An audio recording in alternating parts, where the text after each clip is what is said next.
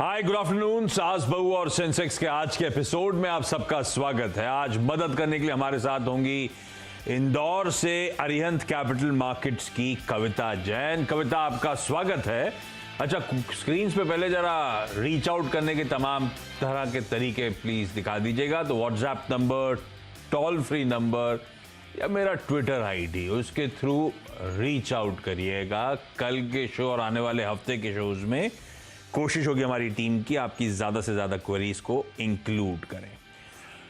Quickly भारतीय बाजार screens पर 1/3% की बढ़त के साथ 50 अंकों की मजबूती के साथ निफ्टी इस समय वेडनेसडे के दिन कामकाज करता हुआ। तो आज एक पेनल्टीमेट सेशन है, कल की बड़ी वाली मंथली एक्सपायरी, अगस्त वायदा की एक्सपायरी से पहले वाला, और वोलेटिलिटी कुछ हद तक क्रीप इन हुई। लकीली दिन भर हम इन ग्रीन कामकाज करते हुए नजर आए। उस वोलेटिलिटी के बीच में दरअसल भारतीय बाजारों ने अब तक का नया रिकॉर्ड उच्चतम स्तर भी जड़ दिया, 16,712 का। तो वो जो पीक दिख रही है आपको, वो हमारे अब तक के रिकॉर्ड हाईज थे, वहां से प्रॉफिट टेकिंग आई। अब फिर से लोअर लेवल से एक रिकवरी दिखाने की हमारे बाजार कोशिश करते हुए, तो एक स्ट्रॉन्ग स्टेड में इस समय भारतीय बाजार, ये back to back third trading session हो गया इस हफ्ते का भी और भारतीय बाजारों में मजबूती का भी।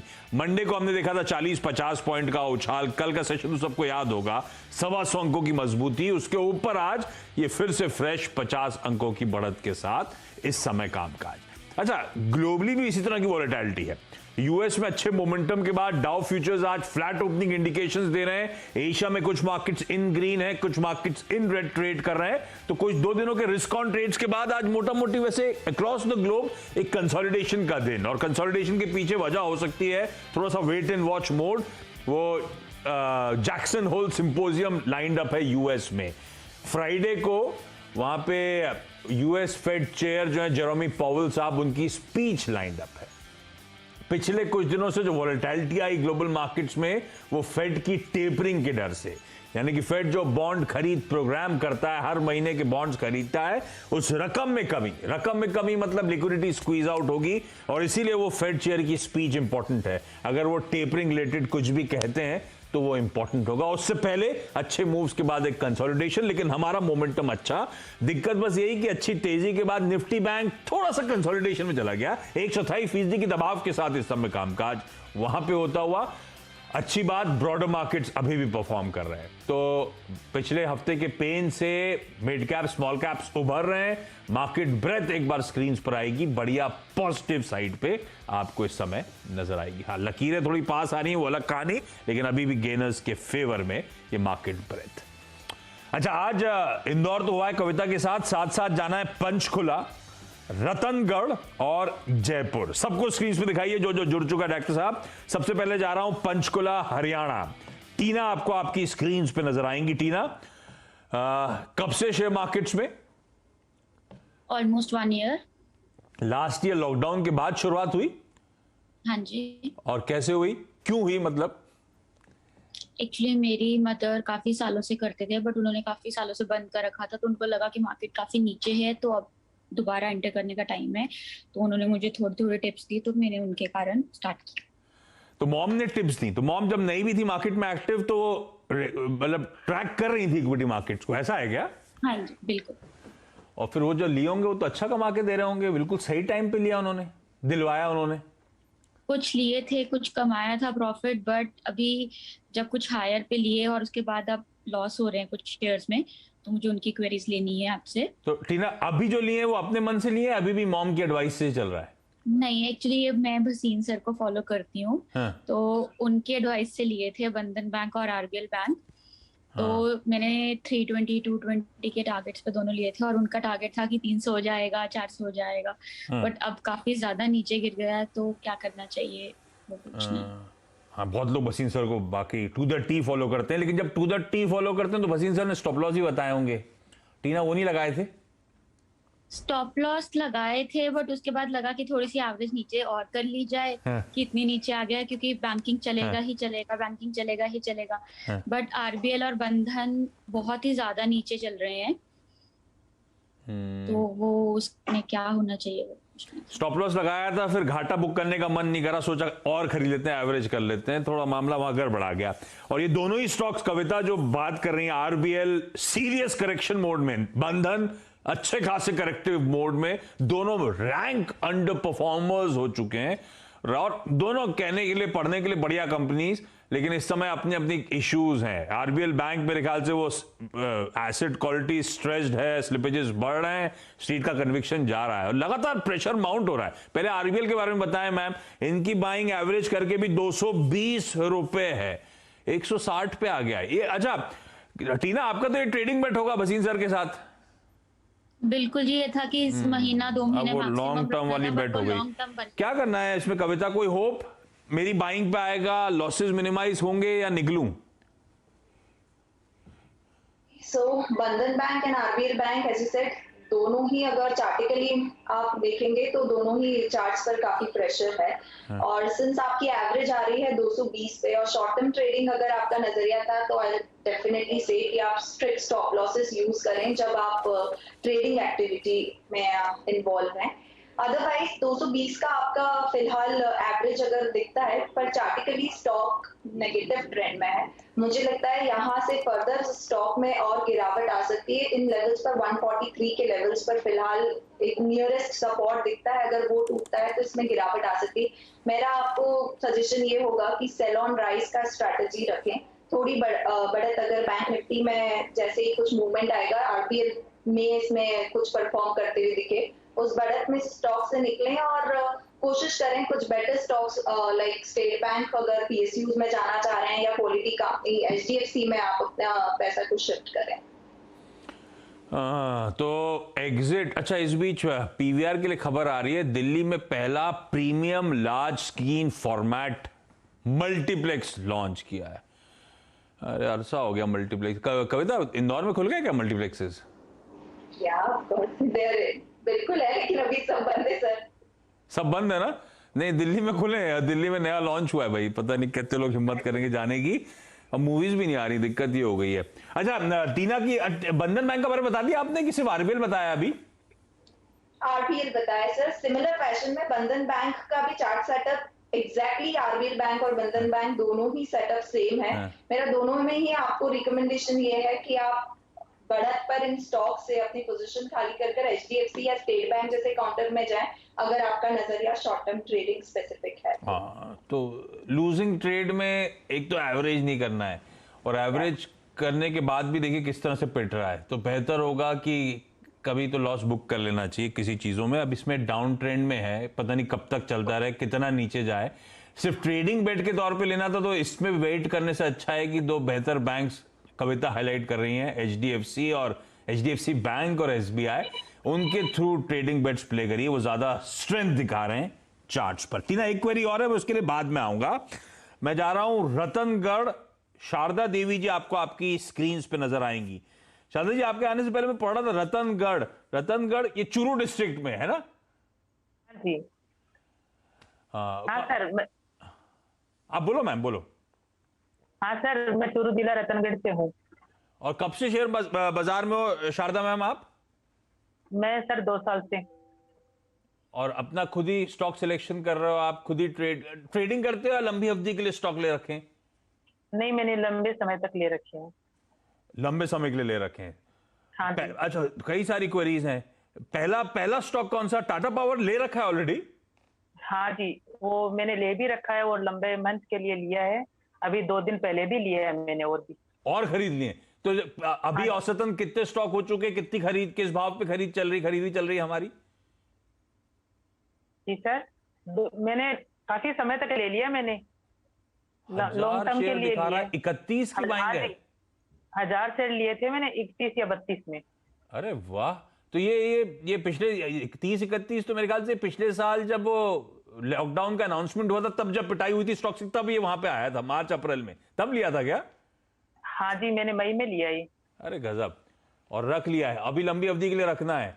तो ये कविता से सवाल क्या करना है, इसमें तो कुछ पूछने की जरूरत है नहीं। रखना है या मुनाफा बांध लूं, ये सवाल है या कुछ और है? नहीं, इसको तो मुझे रखना ही है। हाँ। लेकिन मेरा एक क्लाइंट ज्वेलर्स का और भी शेयर है, उसके बारे में कुछ पूछना था। तो इसे टाटा पावर सिर्फ चढ़ाने के लिए बताया था क्या हमको? जी सर। कुछ नहीं। अच्छा, तो टाटा पावर तो बढ़िया बाइंग है, 30-31 के लेवल्स पर है, तो रखे रहिए, इसमें सवाल ही नहीं है कुछ। अगला स्टॉक कौन सा कह रहे हो आप? कौन सा का मैं सुन नहीं पाया। कल्याण ज्वेलर्स सर, मैंने कल्याण ज्वेलर्स के भी शेयर ले रखे हैं। वहां गड़बड़ हो गया है क्या? कितने पे कितने स्टॉक लिए हैं मैम? जी सर, कुछ सुनाई नहीं दे रहा। मेरी स्क्रीन पे आ गया 500 शेयर 75 की बाइंग।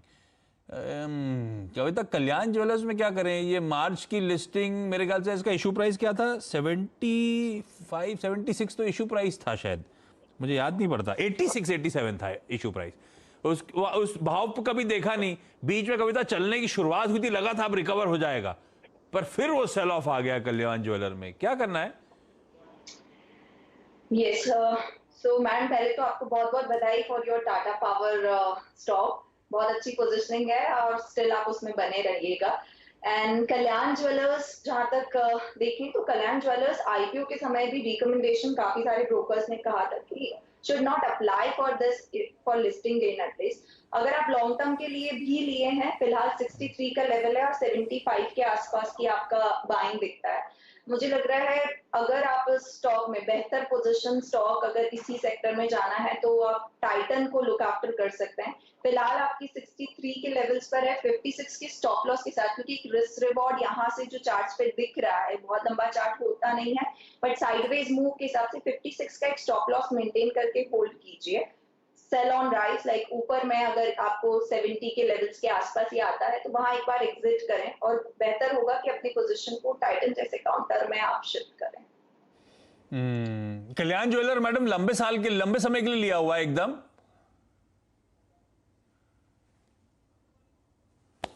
हाँ सर, मैंने लंबे समय तक लिया हुआ है, दोनों शेयर मैंने काफी टाइम तक लिया हुआ है, तो 3 साल तक का। ज्वेलरी कंपनीज में अगर लंबी अवधि के लिए कोई प्ले करना है तो वो टाइटन है मैम, वो बढ़िया विकल्प है, लंबी अवधि वाला मामला।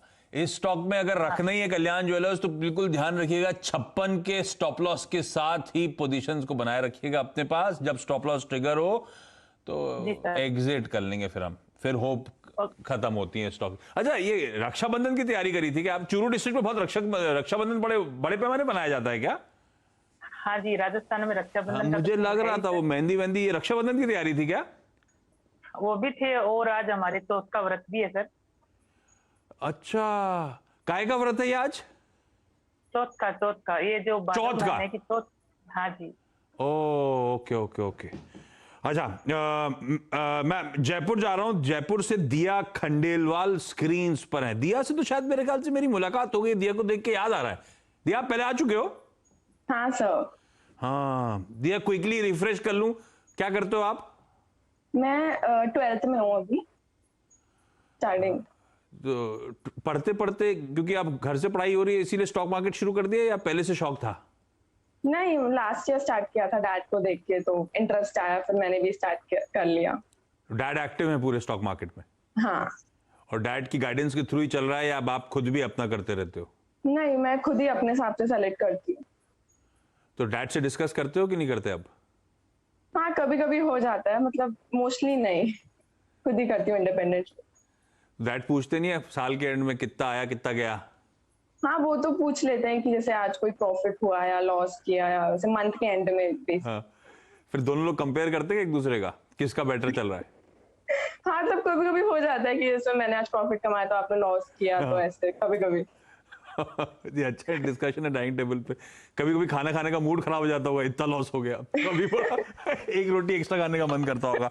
अच्छा दिया, अभी कौन से स्टॉक्स इशू कर रहे हैं? पहला वाला स्टॉक कौन सा है? मेरे पास रेलटेल है, 154 की बाइंग है और 170 शेयर्स है, तो काफी नीचे आ गया है। तो ये पूछना है कि अभी रखूं या फिर होल्ड रखूं या फिर लॉस बुक करूं, क्या करूं? क्यों लिया था ये? दिया लॉन्ग टर्म के लिए लिया था या कुछ मोमेंटम चेस कर रहे थे हम? 1-2 महीने पहले कोई रैली आई थी शेयर में, कोई न्यूज के चक्कर में, तो मैंने उसको इसके चक्कर में बाय किया, फिर काफी नीचे आ गया शेयर। तो उस मोमेंटम में बाय किया था, तो मोमेंटम में जब बाय कर रहे थे तो स्टॉप लॉसेस लगाने थे। वो मोमेंटम जैसी टाइट टर्न होती है, सारा मामला गड़बड़ा जाता है, वो रुक भी नहीं रहा है। इस बीच में ब्रॉडर मार्केट्स का पेन भी आ गया। क्या करें दिया? कविता, इनके 170 शेयर 154 की बाइंग है, ओके सो सिंस आपका मोमेंटम था तो एज आशीष जी सेड कि आपको स्टॉप लॉस मेंटेन करना चाहिए था। ऑल्दो अभी 125 अपनी सारे एवरेजेस के नीचे ये ट्रेड करता हुआ दिख रहा है on all the time frame, पर अगर आप स्टॉक में रुक सकते हैं और लंबी अवधि का नजरिया रखते हैं तो मुझे लगता है इस काउंटर में आप बने रह सकते हैं और आपको नीचे के लेवल्स पर अक्यूमुलेट करना चाहिए। 175 यूनिट्स अभी आपके पास हैं। If your portfolio allows you, your father allows you, तो आप इसमें नीचे में एवरेजिंग करें, लंबे अवधि के लिए इस स्टॉक को रख सकते हैं। अगर शॉर्ट टर्म ट्रेडर है तो मुझे लगता है आपको एक एग्जिट लेनी चाहिए जैसे कुछ उछाल मिले इस स्टॉक में। फादर तो पापा कभी कभी मना करते हैं क्या, या इंडिपेंडेंटली चलता है, पूछना पड़ता है कि जब रेलटेल एवरेज करना है तो? नहीं ना? नहीं, ऐसा कुछ नहीं है, मतलब मेरी चॉइस है, मेरे को करना है नहीं करना। अच्छा, अगला स्टॉक कौन सा दिया? मेरे पास मैज़गॉन है 260 के रेट के। सरकारी कंपनी खासतौर पर पसंद आ रही है क्या आपको? नहीं, मतलब मेरे को ऐसे टेक्निकल पे बाय दिखा, लेकिन फिर उसके बाद नीचे आ गया, शायद ज्यादा ऊपर गया नहीं, टिका नहीं ऊपर। अच्छा, टेक्निकल स्टडी करते हो आप चार्ट्स की, फिर हाँ। उसके बाद डिसाइड करते हो? हाँ। तो आप तो मंजे खिलाड़ी हो, फिर स्टॉप लॉस क्यों नहीं लगाया? नीचे आया, फिर मैंने थोड़ा और शेयर लिए, 25 शेयर्स और करके एवरेज किया, लेकिन फिर मैं लॉस बुक करने का मन नहीं करा। अच्छा, हमारे साथ ना कविता है जो लर्निंग हेड भी है अरिहंत की। कविता, ये एवरेज कब करते हैं? जब भी नीचे आए मैं खरीद लूं या गिरते वाले स्टॉक को खरीदते चले जाऊं और नीचे चलते चला तो मेरा तो बहुत नुकसान हो जाता है। दिया के केस में भी ऐसे ही हो रहा है शायद। यस, तो दिया आप टेक्निकल्स कर रहे हैं तो दो चीजों का बहुत ज्यादा इम्पोर्टेंस होता है। एवरेजिंग, पहले तो अपना माइंडसेट क्लियर करें कि आप एज एन इन्वेस्टर उस स्टॉक को उठा रहे हैं या एज ए ट्रेडर आप इसमें एक्टिविटी कर रहे हैं। और जब भी आप ट्रेडिंग एक्टिविटी करते हैं तो प्लीज रिमेंबर, एवरेजिंग का सबसे पहला रूल होता है कि इसे कभी डाउन साइड में एवरेज नहीं करना चाहिए। एवरेजिंग यूजुअली अपर साइड में की जाती है। लाइक अगर आप 100 पे कोई स्टॉक बाय कर रहे हैं and your target is 110, better कि 100 पे बाय किया है, 102, 103 पर फर्दर उसे ऐड कीजिए, तो you will be in the profit of those, like first 100 units पर आप प्रॉफिट में होंगे। और आपका SL that is important is that levels के साथ साथ आपको आपकी रिस्क को मैनेज करना बहुत ज्यादा जरूरी है। तो you should portfolio management skills को भी साथ में, वेदर एज ट्रेडर आप जा रहे हैं या एज एन इन्वेस्टर जा रहे हैं, उसका भी ध्यान रखें। तो एवरेजिंग डाउन साइड में न करें, अगर ट्रेडर है तो अप साइड में एवरेज करके अपने टारगेट को अप्रोच करें। तो विनिंग ट्रेड को एवरेज करें, लूजिंग ट्रेड को एवरेज ना करें। मजगांव डॉग की जहां तक बात है, 215 का स्टॉप है। दिया और हम सब की पढ़ाई के चक्कर में मैंने थोड़ा सा हर्षदा का शो खा लिया है अगला वाला, तो मैं इस नोट पर यहाँ पे आप सबसे इजाजत मांग रहा हूँ। टीना, शारदा जी, दिया जी, आप सबका बहुत बहुत धन्यवाद जुड़ने के लिए, और कविता थैंक यू सो मच जुड़ने के लिए और सारी क्वेरीज को बढ़िया तरीके से सॉल्व करने के लिए। ब्रेक के उस पार एक क्विक मार्केट चेक।